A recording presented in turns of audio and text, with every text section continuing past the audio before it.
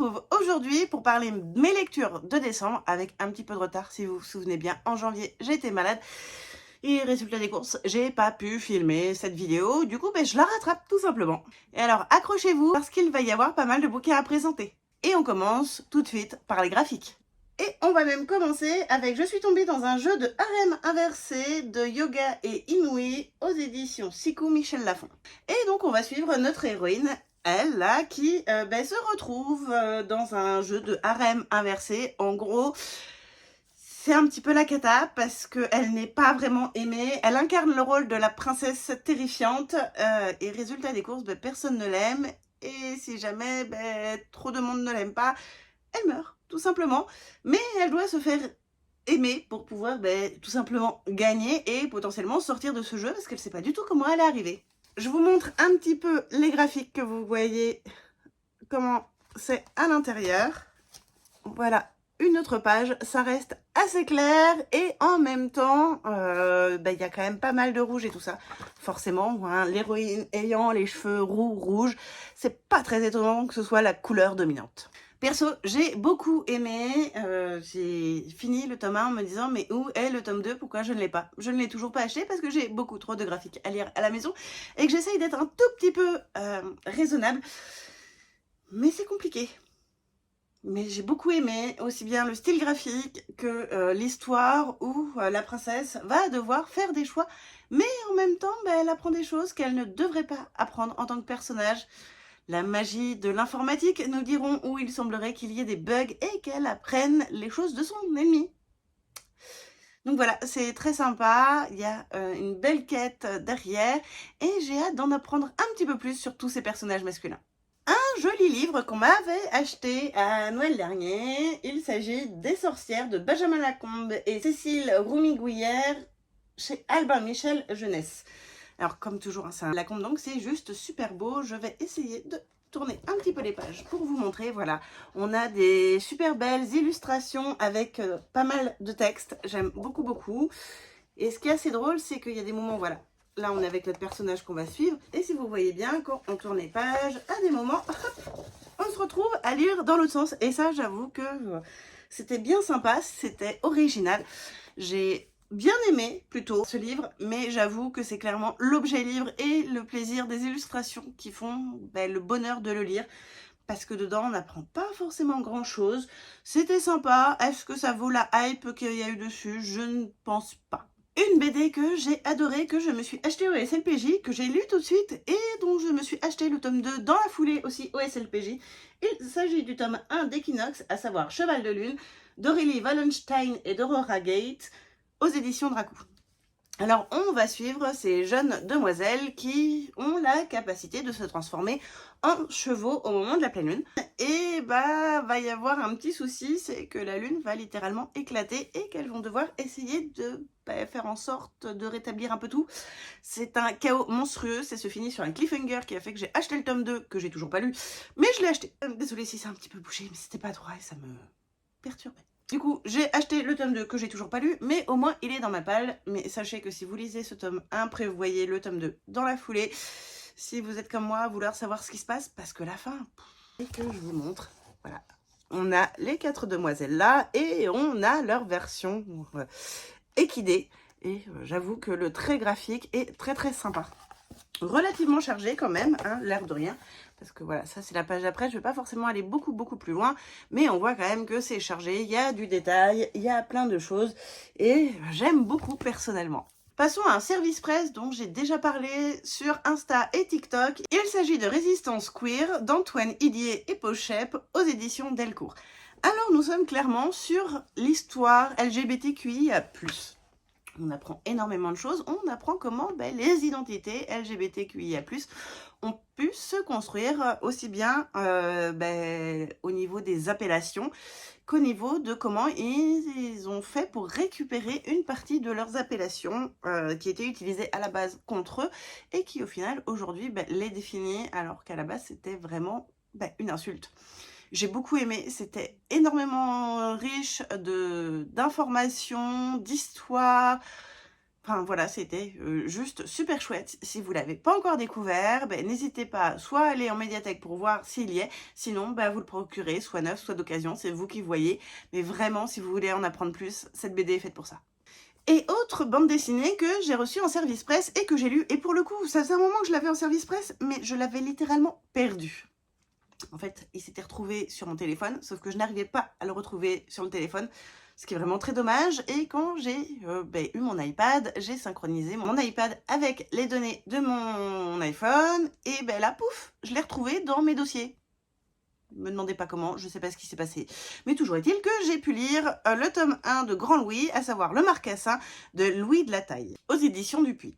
Et en fait, on se retrouve un petit peu dans un Covid bis, sauf que cette fois-ci, c'est pas un vilain virus qui vient embêter tout le monde. Non, non, ce sont les animaux sauvages qui ont décidé de venir en plein Paris. Oui, on se retrouve avec, entre autres, des marcassins, je crois qu'on voit aussi des léopards. Qu'est-ce qu'il y a d'autre? Il y a des biches, des cerfs, enfin plein de choses. Et nous avons la famille de Louis, donc qui est le papa, qui se retrouve à avoir un marcassin chez lui. Un petit marcassin qui est tout mignon, tout ça.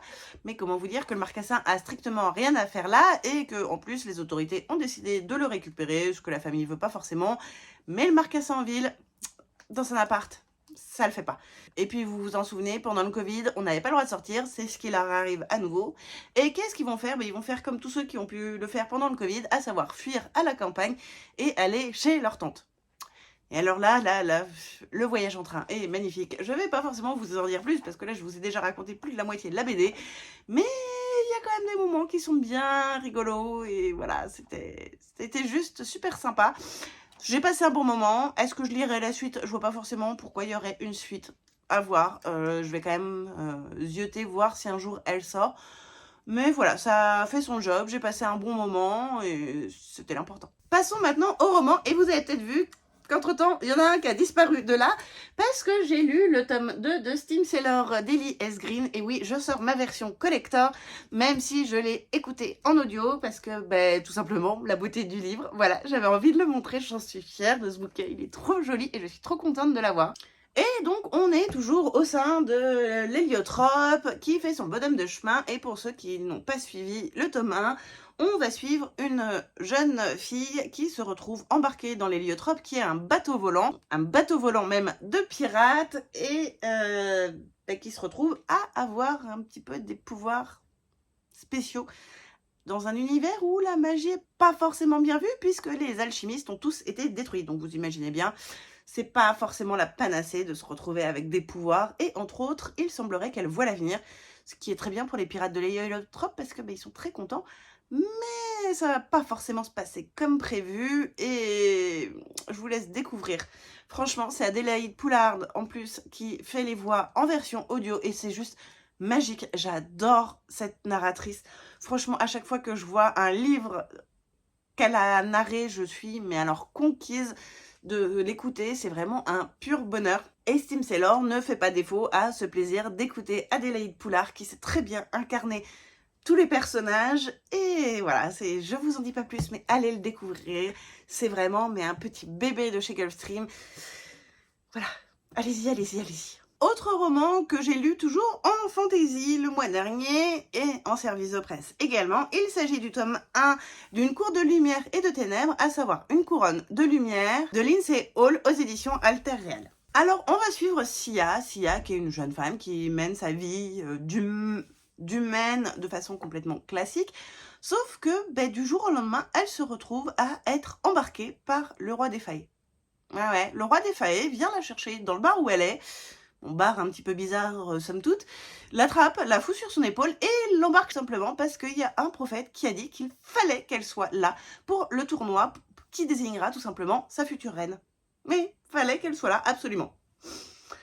Vous imaginez bien, une humaine parmi les Fae qui n'a pas du tout de pouvoir, c'est vraiment la cata pour elle. Et en plus, les gens la regardent un petit peu bizarrement parce qu'elle a les oreilles rondes, quoi, c'est pas normal. Franchement, j'ai beaucoup aimé cette histoire. C'est une histoire de quête, de tournoi, d'épreuves. C'est bien sympa. Il y a des alliances qui sont faites, qui sont vraiment très très chouettes. Et j'ai hâte de découvrir la suite parce que là, c'est le tome 1. La fin du tome 1, certes, résout une partie de l'histoire, mais on a bien envie de savoir la suite quand même. Autre livre que j'ai écouté en audio, et il s'agit aussi d'un service presse. Il s'agit donc de Twin Crowns tome 1 de Catherine Doyle et Catherine Weber, aux éditions Bayard pour la version brochée et chez Audiolib pour la version audio. Alors franchement, quand j'ai pris ce service presse, je me suis dit oui, pourquoi pas, il y a eu énormément de hype dessus, j'aimerais bien savoir pourquoi, enfin... J'étais pas forcément en mode, ouais, je vais absolument adorer, j'étais plutôt en mode très dubitative au départ en me disant, oui, bon, en gros, c'est une jumelle qui va prendre la place de l'autre, sachant que l'autre ne sait pas que la première existe, enfin... J'avais l'impression que c'était un peu cousu de fil blanc, et j'étais en mode, oui, on verra, pourquoi pas. Et résultat des courses, je me suis fait embarquer dans cette histoire où du coup la jumelle qui va être reine se retrouve à être éjectée par la jumelle qui ne devait pas être reine et qui a été élevée par les sorcières, tout simplement parce que la jumelle qui a été élevée par les sorcières veut que les sorcières puissent retrouver leur place et arrêter d'être combattues et pourchassées à longueur de temps. Sauf que la future reine se retrouve chez les sorcières à la place de l'autre, ce qui donne une évolution du personnage qui est juste magique, où elle se dit, mais mince, mais je savais pas, mais elle savait même pas en fait qu'elle avait une sœur jumelle, elle l'a jamais appris, puisqu'on lui a toujours caché cette information-là, et la jumelle, elle s'aperçoit que la sœur qui est certes la princesse, elle est quand même bien coincée dans son petit cocon, et que elle fait pas forcément ce qu'elle veut. Et alors là, il y a une évolution des personnages qui est juste magique, juste super. Et vraiment, à la fin, c'est en mode oh, mais c'est quoi cette suite? Mais non, mais je veux la suite. Alors, la suite n'est pas encore sortie en audio. Peut-être que je vais craquer pour la version brochée. Mais toujours est-il que le tome 3 va sortir en avril de cette année en anglais et que je ne sais pas encore quand est-ce qu'il sera traduit. Donc peut-être que je vais attendre pour éviter de me retrouver à ronger mon frein en mode je veux ce tome 3 maintenant tout de suite à la seconde. Au mois de décembre, j'ai également fini une trilogie. Oui, j'ai écouté le tome 3 de Magic Charlie, à savoir Justice soit faite d'Audrey Alouette, aux éditions Bayard, aussi bien pour la version brochée que pour la version audio. Alors, je vais pas forcément vous parler du tome 3 parce que j'ai pas envie de vous spoiler toute la trilogie, ce qui serait quand même fortement dommage, mais sachez que moi je le classe en fantasy pour la simple et bonne raison, c'est que ce tome 3, on est quand même dans un univers où tous les personnages savent que la magie existe. Il n'y a pas de « oh mon Dieu, c'est bizarre ça ». Non, c'est la magie existe, c'est un fait, c'est avéré, c'est confirmé. Donc pour moi, c'est pas vraiment du fantastique. Contrairement au tome 1, ça l'était parce que le personnage apprenait ce que c'était que la magie. Un petit peu à la Harry Potter, si vous voyez, où le début de Harry Potter à l'école des sorciers est vraiment du fantastique. Au fur et à mesure des épisodes qui se suivent, on est de moins en moins dans du fantastique, mais vraiment dans de la fantasy, puisque voilà, c'est normal ce qui arrive. Et donc vraiment, sur ce tome-là, on va finir l'histoire de Charlie, qui est un petit garçon, un adolescent de mémoire, qui se retrouve avec sa grand-mère, qui perd ses souvenirs, qu'il n'a pas vu depuis des années, et c'est quand même, somme toute, très bizarre qu'elle perde ses souvenirs comme ça, et en fait, il va apprendre que la magie existe, et que si sa mère a oublié que la magie existait, c'était pour une bonne raison, que si sa grand-mère perd ses souvenirs, c'est pour une autre bonne raison, et qui va faire en sorte que tout le monde aille mieux. Et il va se retrouver avec un ennemi quand même de taille énorme au niveau des pouvoirs dans ce tome 3. Mais en même temps, la résolution est tellement bien faite qu'on se dit oui, voilà, c'est comme ça, c'est fait. Il y avait des choses qu'on n'avait pas forcément vues venir avant qui nous sont apprises. Enfin voilà, c'est tout fini par trouver sa petite place. Tous les engrenages arrivent à leur petite place et tout finit par tourner normalement. Et franchement, bravo à l'autrice d'avoir pu nous faire un truc comme ça. J'ai également fini une duologie avec le tome 2 des Royaumes Immobiles, à savoir Le règne des chimères d'Ariel Holz, aux éditions Audible Studio pour la version audio et chez Slalom pour la version brochée. Alors clairement, ce tome 2, je dirais pas qu'il m'a... Oui, en fait, si, il m'a déçu par rapport au tome 1, parce que le tome 1 m'avait envoyé vraiment dans un univers magique, féerique, tout ce qu'on veut, et j'ai pas forcément réussi à retrouver la même chose dans ce tome 2, malheureusement. Alors, je suis pas la seule à avoir eu un petit coup de moins bien sur le tome 2, Mais je suis contente, l'histoire est finie, elle se finit de façon logique et tout ça également. Et c'est une mi-molle, je dirais, pour moi en fait. C'est pas mauvais, c'est pas excellentissime, c'est juste la fin. Et pour finir en fantasy, j'ai aussi écouté le tome 2 de la saga d'Oren, à savoir Glint, de Raven Kennedy, aux éditions Lizzie pour la version audio, et Hugo Romantesi pour la version brochée. Alors, si vous suivez un petit peu les réseaux, vous avez entendu parler de la saga d'Oren et de cette magnifique première scène dans le tome 1, qui est littéralement une scène d'orgie, hein, voilà, appelons un chat, qui met mal à l'aise, voilà. Ben, clairement, ce tome 2, on va s'éloigner grandement de ce qui s'est passé avant. Enfin, on va vraiment arriver dans la quête de la fantaisie, là où le tome 1 posait les bases d'un univers malaisant, d'un univers malsain, d'une relation même malsaine entre Oren et Midas. Là, nous allons être sur l'évolution de deux personnages, à savoir le méchant du tome 1 et Oren qui va s'affirmer petit à petit, prendre en caractère et ne plus être juste la belle Oren qui fait potier dans sa cage. Et vu l'évolution de ce tome 2, j'ai vraiment envie de continuer la suite, sachant que le tome 5 va sortir en avril et je crois qu'il y a encore d'autres tomes qui sont prévus derrière que l'autrice n'a pas encore écrit. Va falloir ronger son frein pour avoir la fin mot de l'histoire, mais j'ai hâte. Franchement, je crois que je vais me les prendre un crédit audio, ce qui est relativement assez rare que je prenne des crédits sur des offres qui sont pas 3 pour le prix de 2. Il y a des fois, on va parler un petit peu d'arc romance. J'écoute des livres pour me dire, voilà, j'ai fini l'arc, la duologie, la trilogie, ce que vous voulez, mais j'ai fini. Ben, c'est exactement ce qui s'est passé pour le tome 2 de Captive de Sarah Rivens, édition BMR pour la version brochée et Audiolib pour la version audio. Clairement, je l'ai écouté pour pouvoir finir. J'ai adoré le tome 1.5 qui était sur le cousin d'Asher. J'ai exécré ce tome 2. Alors, il y a des choses de bien dedans, dans ce tome 2. Ne disons pas le contraire. Il y a des choses de bien d'un point de vue histoire, d'un point de vue scénario. Mais alors, Asher, j'en pouvais plus. C'est vraiment le genre de personnage où à la fin, enfin quand l'audio est fini, on veut plus en entendre parler, quoi, parce que... Déjà, le surnom, son ange, mon ange, en parlant d'Ella, je ne peux plus entendre le mot ange pour l'instant. Non, non, je ne peux plus, c'est fini. Et puis, il y a des scènes qui servent strictement à rien. Enfin, les scènes, on va dire, aubergines, si vous voyez de quoi je parle. Elles servent littéralement à rien, sauf à passer le temps. Elles sont mal faites, déjà. Comme dirait Thiboudou, ça aurait pu être un livre qu'on lit à une seule main, sauf que les scènes sont tellement mal faites, en fait, que les deux mains restent sur le livre. C'est un peu dommage, hein. Enfin, vous aurez compris. La duologie est finie. J'ai également écouté le spin-off qui parlait de Ben. Maintenant, on passe à autre chose, et c'est pas plus mal. Parlons un petit peu de romance après cette dark romance. J'ai lu en audio Christmas Therapy de Caro M. Lynn aux éditions Collection H. Et c'est comme toujours un plaisir de retrouver la plume de Caro M. Lynn qui sait si bien m'embarquer dans ce qu'elle raconte. Nous allons suivre deux protagonistes, Maureen. Maureen qui est littéralement une accro à Noël, qui ne sait pas faire sans vivre Noël intensément. Pour elle, Noël pourrait commencer le 1er octobre, que ça lui poserait pas de soucis. Ça lui pose pas de soucis jusqu'au jour où, face à une catastrophe monumentale, la maison de ses clients prend feu.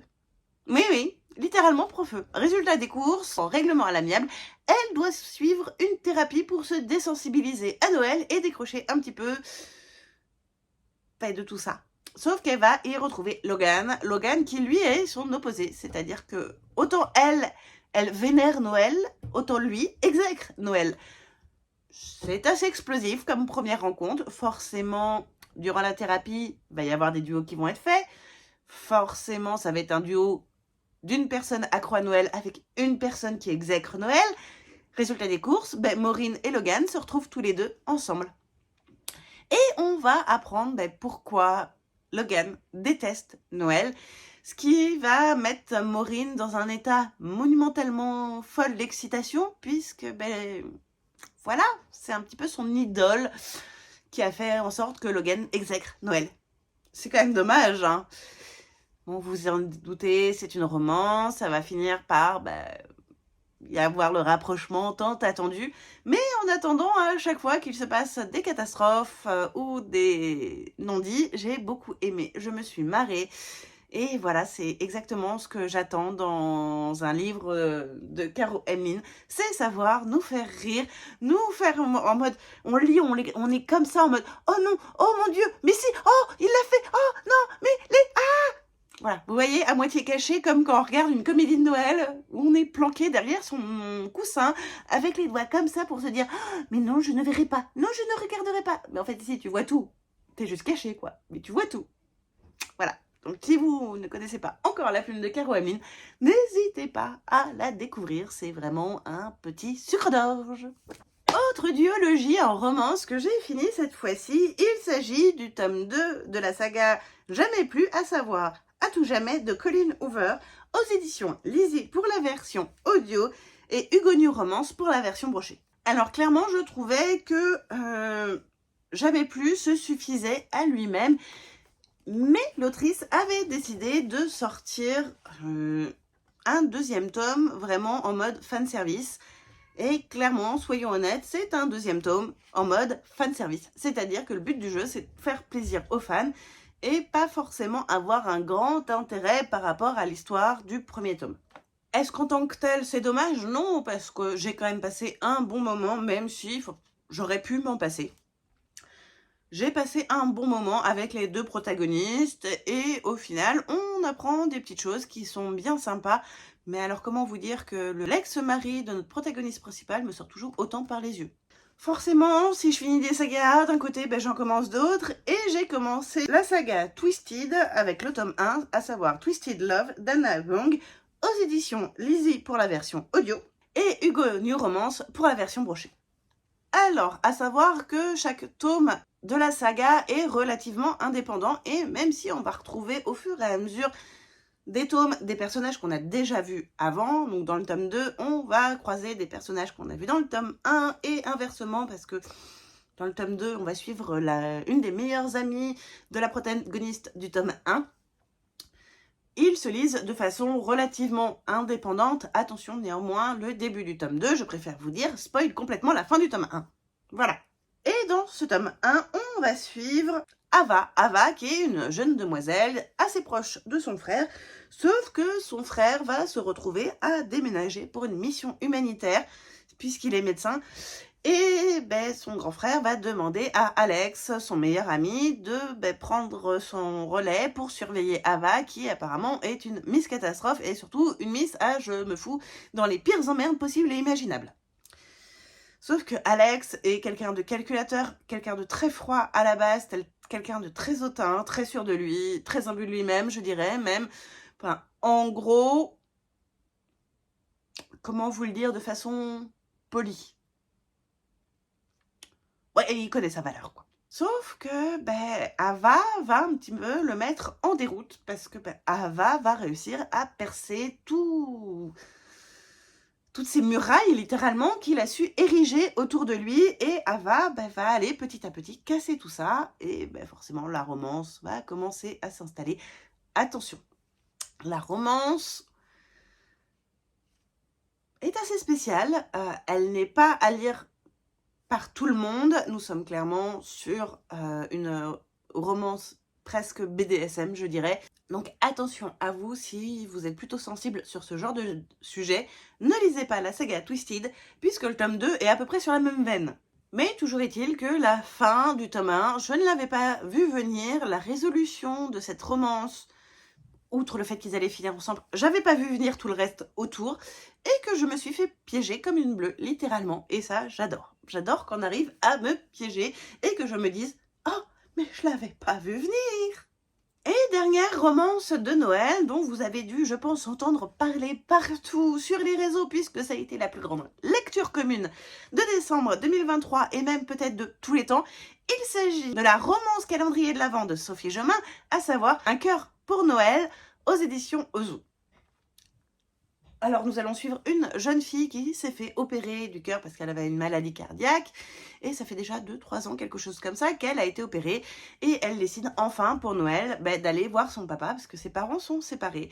Sauf que elle a tendance à ne pas vivre sa vie tellement angoissée qu'elle est, d'user trop rapidement le cœur de rechange qu'elle a. Bien sûr, l'amour va s'en mêler, bien sûr, son papa va un peu lui pousser au cul aussi. Et résultat des courses, il y a plein de choses qui vont se passer et ça va aller de je fais 2 pas en avant pour en refaire 3 en arrière parce que j'ai balisé un coup. Et puis je réavance et puis... Alors, j'ai beaucoup aimé la façon de faire du livre où on était clairement sur la romance young adulte en mode calendrier de l'Avent. Donc à chaque fois qu'on finissait un chapitre, on était en mode ah, mais non, mais je veux le chapitre d'après. Donc on était obligé d'attendre le lendemain. Heureusement, j'ai eu du retard. Résultat des courses, j'ai pu aller sprinter sur la fin. Ça, c'était pas mal. Mais toujours est-il que, résultat des courses, il y a ce côté je te tiens en haleine. Mais en même temps, ça aurait été un livre normal. Je pense qu'il n'aurait pas connu autant d'engouement qu'il a pu connaître sur sa version calendrier de l'Avent. Je ne dis pas que c'est un mauvais livre. Je dis juste que moi, à 37 ans, il m'aurait beaucoup moins plu puisqu'il est clairement axé young adulte. Et là où il va plaire à des jeunes demoiselles ou à des jeunes hommes de 15-18 ans, moi, avec 20 ans de plus, ça me plaît moins forcément. Et pour finir mes lectures de décembre 2023, je vais vous parler d'Embarquement immédiat pour Noël de Karen Ponte aux éditions Pocket. Et on va suivre 2 jumelles, donc à savoir les jumelles Carpentier qui sont relativement diamétralement opposées au niveau de leur plaisir. Les parents ont décidé de leur offrir un magnifique cadeau de Noël, à savoir le voyage de leurs rêves à l'une et à l'autre. La première rêve d'aller en Laponie et la deuxième aux îles Maurice ou quelque chose comme ça, enfin en gros un endroit où il fait très soleil. Elles préparent leur valise en conséquence, sans forcément être sûres à 100% que c'est leur lieu de destination, parce que ça reste quand même une grande surprise. Elles ont eu des indices avant. Donc l'une part avec une valise blindée de moon boots, de pulls de Noël, de gros trucs chauds, et l'autre de petits bikinis, sauf que en fait, l'agence qui a organisé le voyage s'est littéralement plantée dans les billets. Oui, c'est-à-dire que celle qui devait aller au pôle Nord se retrouve au soleil, celle qui devait aller au soleil se retrouve en Laponie. Bon, outre le fait qu'elles n'avaient pas prévu les bonnes affaires, déjà, de base, c'est surtout qu'on les sort complètement, l'une et l'autre, de leur zone de confort et elles vont devoir faire avec. Et j'avoue que je me suis marrée d'un bout à l'autre. Déjà par la situation très cocasse de l'organisateur de voyage qui arrive à se planter entre Margot et Maggie. Il faut dire qu'en plus les prénoms, ça aide pas. Et derrière, enfin voilà, c'est... Elles vont vraiment dépasser leurs limites, elles vont apprendre à se connaître mieux. C'est de la romance, mais en même temps, j'ai presque envie de dire que c'est du contemporain feel good au final, parce que même pour nous, ça nous apprend des choses, ça nous sort un petit peu de notre zone de confort et voir que si elles y arrivent, pourquoi nous, on ne pourrait pas y arriver non plus. Et vous, est-ce que vous avez lu certains des livres dont je vous ai parlé durant cette vidéo? N'hésitez pas à me partager en commentaire les livres que vous avez lus au mois de décembre et je vous dis à très vite sur d'autres vidéos. Bye!